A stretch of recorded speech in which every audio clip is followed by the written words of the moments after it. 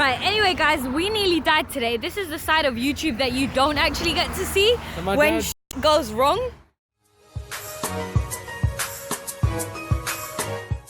Right, so we're back with another how-to car video. What are we doing in this car video, guys? We are doing how-to car, apparently. The RS4 Fuel Return Valve, black. So this is an upgrade that's needed for stage 2 plus. The OEM one is 130 bar. This upgraded one is 160. Flippers. Take 2.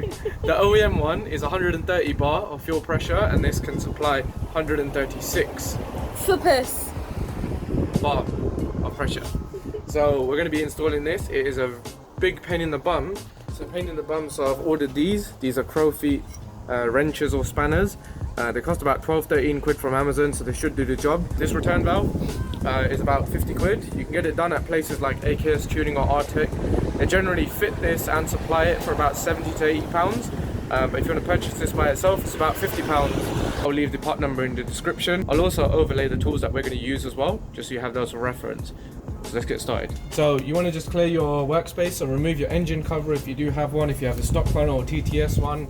I've removed the ram air intake, so the filter itself, as well as the pipe here. I've unplugged this PCV hose. If you don't know how to do this, there's like a little groove at the top and at the bottom. You just press it, squeeze it. You might need to do it, just get a good grip on it, and then just pull it off. Move that out of the way.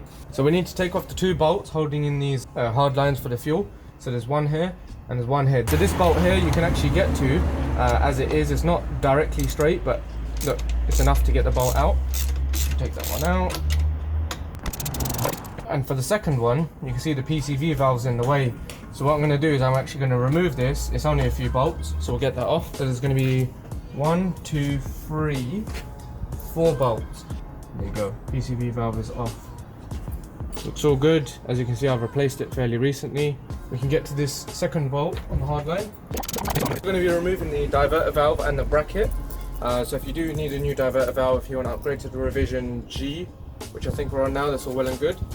I have a new tool to remove spring clamp. Like with all them, push it in, push the connector, pull it out.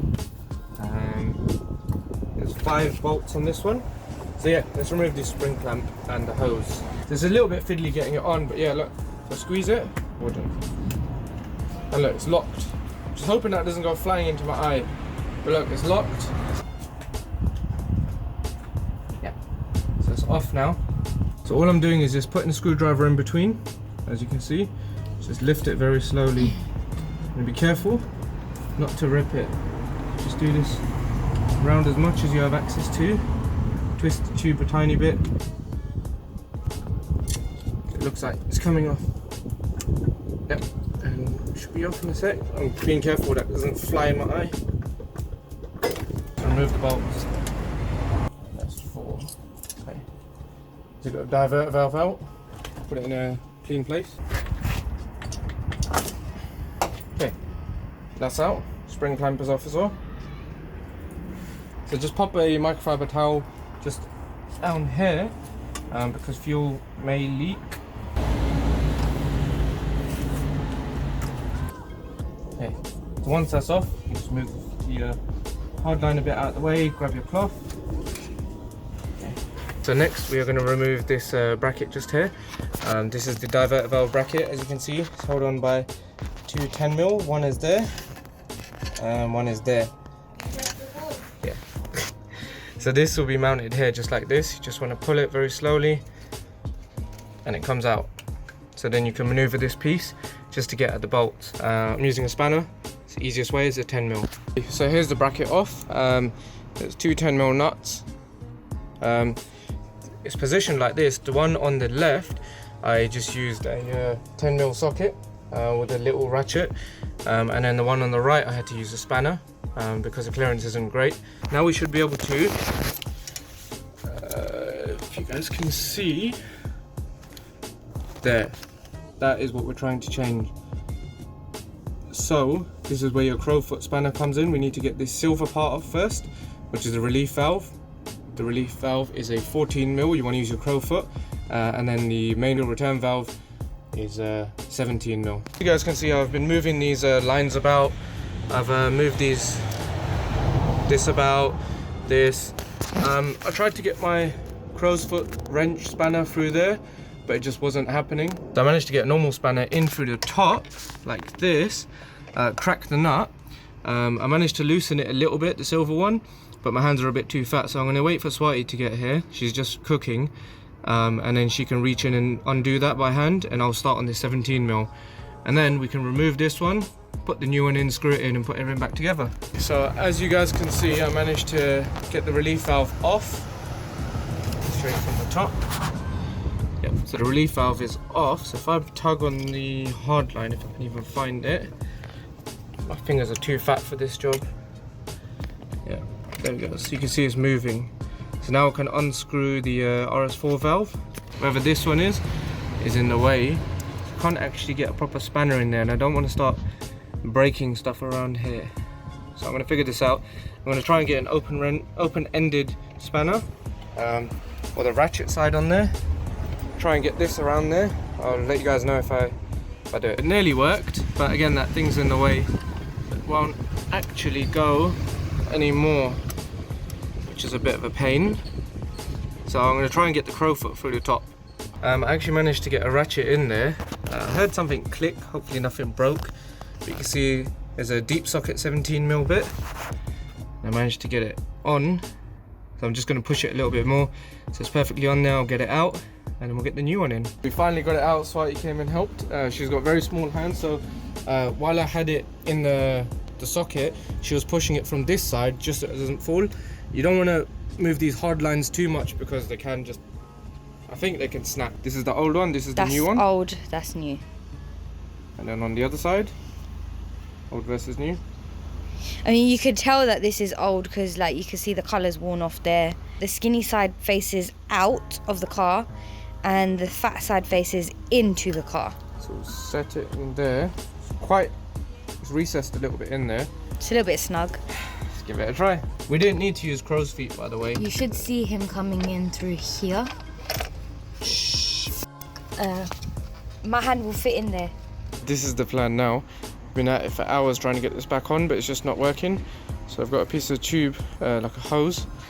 We're going to try that. Just feed it in through here. The problem we've been facing is there's just no space. So we're trying to get it in from this angle. Down here, there's just no space, as you can see. So we're going to try again. Gurps, why are you... what? Intercooler all over again. It's taking a few hours. Alright. Basically, we've had to call in for extra support. Someone with like no mechanical things. I've just literally come out of the gym, guys. Literally right here, still got my gym grease on. Come back from football, I see these dots still at it. Thought that's it, put my hand in there. Somehow managed to get it in. Snake. Straight, we've literally been trying to... So we got the valve out, and that was about 3 hours ago when you left, didn't it? Screw it on so at least like it's tight, and then you pop your ratchet bit in there, the extension bar. Just otherwise it's too floppy and you can't push it. This is the Indian way of doing it, yeah? And that way the nut doesn't fall. Did you cut your hand already? Oh, you're probably... Shit. My bad. Sorry. That's alright. It's been so long, I'm not sure what we guys showed you. So I think we showed you our mate helping us pop the valve in. Managed to finally get it in. But then, this doohickey got stuck on there. So the hose was on there so tightly, you can see on the inside, we screwed the valve onto it so it wouldn't fall off, but then we couldn't get it off. Gurpreet tried to pull it off. That is like, And it's completely swollen. That, and some others. I got fed up and I went up and I got my Stanley knife. Well, no, sorry, my hobby knife. It created a clean cut most of the way up until about here. Pliers in, and as I kind of turned them, obviously It opened up. Alright people, so it's gone midnight. Still at it. 12.1. Got stuck on the valve, the RS4 valve, for ages. So you can see we've been bashing it about, but obviously there's no space to sort of hit it, you know, when a bit gets stuck on. So we spent ages trying to get that off. Bits back on the car, PCV valve is on. This bracket, the diverter valve bracket, just doesn't want to go on properly. You can see one bolt's sort of like in place, but the other one just ain't lining up. So I'm going to do that tomorrow. I finally managed to get this bracket on. You can see it's not perfect, but it's holding everything in place. Put the spring clamp compressor on there. Pop your, I guess, the diverter valve connector holder. Make sure this pipe is facing this way so you can connect this one after. And then you just put the spring clamp in the right position, let go. So I'm just going to put some of this back together. So when reassembling, we mentioned this in the Revision G diverter valve video. You could see that it's not in line there with the bracket. So you can actually move this around relatively freely. So just move it in place, put your screws in. Same with this one, there was no clearance, just pull it out the way and do it. Just be careful that you're not tugging too much, but it should be all good. Make sure you've got like a mini checklist. So working backwards off the top of my head, obviously the fuel pressure valve is in, down there. You see it's eating away a bit already.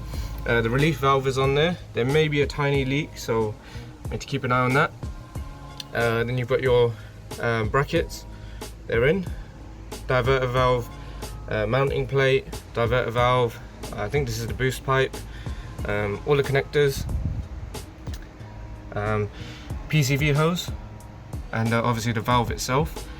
2 screws for the hard lines, that 17mm fuel line that we took off, and then the connectors for your fuel pump as well. So we should be okay, but because it is to do with fuel and I need to see where the leaks are, if any, I'm going to wait till my mum or dad are home and then they can do the ignition while I have a look in the front and just make sure there's no leaks, because this on the engine, so if there's any leaks, bad news. My dad gave me a hand, but as you can see, we look all good. There's no leaks. Nothing dripping. I gave it a few hard revs and then doggo. Yeah, I gave it a few hard revs. I went up towards red line as well. It seems okay. Everything's connected, it's running fine, it's idling fine as well.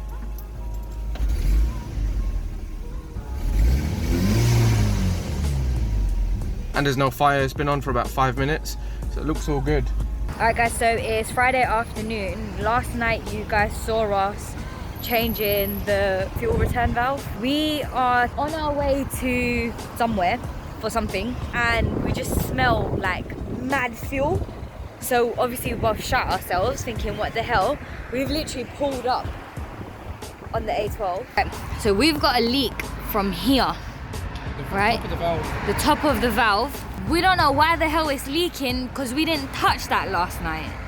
But when I say it's leaking, I mean shit is spraying everywhere. Like, sorry for my language, but we're getting late to go somewhere, yeah, but it's literally like there's a puddle down there. I don't know if you can see it or not. Anyway, it's evaporated, but you can still smell the stench of the fuel. It stinks.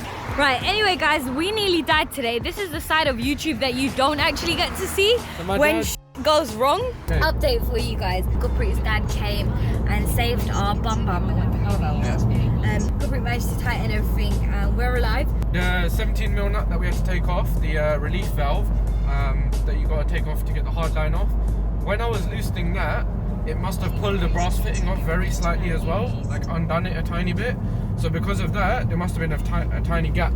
And when you're parked up and when you're idling and even when you rev it, you're not on boost. Your turbo doesn't spool up and stuff when you're shut up Google Maps. Yeah, your turbo won't spool up and you won't be on boost when you're just like parked up. You have to be driving. So anyway, and then loosen the silver one, tighten the brass one, then tighten the silver one, and that seems to have done it. But there was literally a puddle about that deep. Yeah. We literally nearly died for you guys on YouTube creating a video. You 220 subs! Hey, we appreciate you though. We love you, really. Yeah. Thank you so much for watching. As always, don't forget to like, comment and subscribe. We appreciate all of our new subs and old subs and everyone that watches, whether you're subbed or not. Thanks for watching as well. Massive shout out to Jake Tutt. Yeah, he's been watching all of them. I know, he comments on like